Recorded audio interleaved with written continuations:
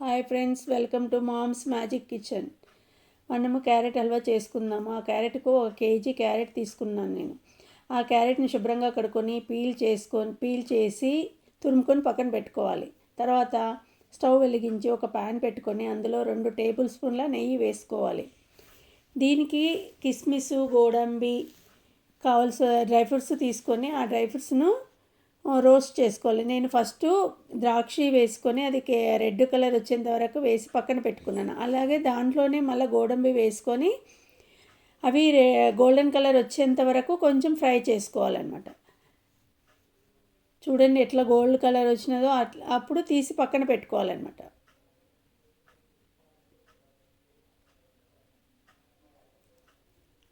పక్కన పెట్టుకున్న తర్వాత అదే ప్యాన్లో తురుముకున్న క్యారెట్ని వేసి కొంచెము ఫ్రై చేసుకోవాలి. అది ఎందుకంటే రోస్ట్ అయితే బాగుండదు. కొంచెం కలుపుకొని దాని మీద మూత పెట్టి ఒక 5 నిమిషాలు ఇడ్చాలన్నమాట. 5 నిమిషాలు అయిన తర్వాత దాంట్లో మనము పాలు వేసుకుంటూ కలుపుకుంటూ ఉండాలన్నమాట. ఆ పాలు కలుపుకున్నాక మళ్ళీ మూత మూసి 5 నిమిషాలు పక్కన పెట్టుకోవాలి. తర్వాత ఆ పాలన్నీ అబ్జర్వ్ అయిన తర్వాత 1 కప్పు షుగర్ తీసుకొని దానిలో కలపాలన్నమాట. ఎందుకంటే పాలు అబ్జర్వ్ అయినాక చక్కెర వేయడం వలన చక్కెర అనేది బాగా ఇదవుతుందన్నమాట. తర్వాత ఒక 5 నిమిషాలు మూసిన తర్వాత తీసి చూడండి ఎట్లా బబుల్స్ వస్తున్నాయో. ఆ షుగర్ అనేది కొంచెం లేతపాకు వచ్చేంత వరకు మనము ఇది చేసుకోవాలన్నమాట. ఎంత బాగా వస్తుంది చూడండి.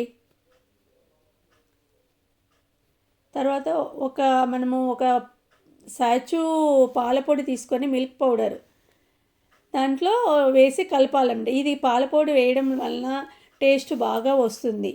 దీంట్లో పచ్చికోవ కూడా వేసుకొని కలుపుకోవచ్చు మనము. ఇది ఉంటలు లేకుండా బాగా కలుపుకోవాలని. కలుపుకున్న తర్వాత బాగా కలిపి స్మాషర్తోనే కొంచెం ప్రెస్ చేసుకోవాలి. ఎందుకంటే ఆ టేస్ట్ బాగా వస్తుందండి. దానికి అబ్జర్వ్ అయిపోతుంది ఆ క్యారెట్కు. చూడండి నెయ్యి ఎంత బాగా వచ్చిందో పైకి. ఇప్పుడు కొంచెం ఇలాచీ పౌడర్ తీసుకొని వేయాలన్నమాట. వేసి కలపాలి. కలిపిన తర్వాత డ్రై ఫ్రూట్స్ మనం ఫ్రై చేసుకొని పెట్టుకున్నాం కదా, అది కూడా దాంట్లో వేసి క్యారెట్లో వేసి బాగా కలుపుకోవాలి.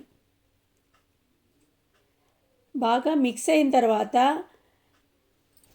లాస్ట్కు 1 స్పూన్ నెయ్యి వేసుకోవడం వల్ల భారీ టేస్ట్ వస్తుంది. ఇప్పుడు చూడండి నెయ్యి వేస్తున్నాను. చూడండి 1 స్పూన్ నెయ్యి వేస్తున్నాను. ఈ నెయ్యి వేయడం వల్ల బాగా టేస్ట్ బాగా వస్తుంది. లాస్ట్లో వేయడం వల్ల బాగా చూడండి ఎంత కలర్ వస్తుంది చూడండి. బాగా వస్తుంది చూడండి. ఎంత అబ్జర్వ్ అయిపోయింది పాలు, చక్కెర ఎంత అబ్జర్వ్ అయిపోయి ఎంత బాగుంది చూడండి. సేమ్ మనం ఫంక్షన్లో ఎట్లా పెడతారో అట్లా ఉంది చూడండి. అంతేనండి, క్యారెట్ హల్వా రెడీ అయ్యింది. ఎంతో రుచికరమైన హల్వా.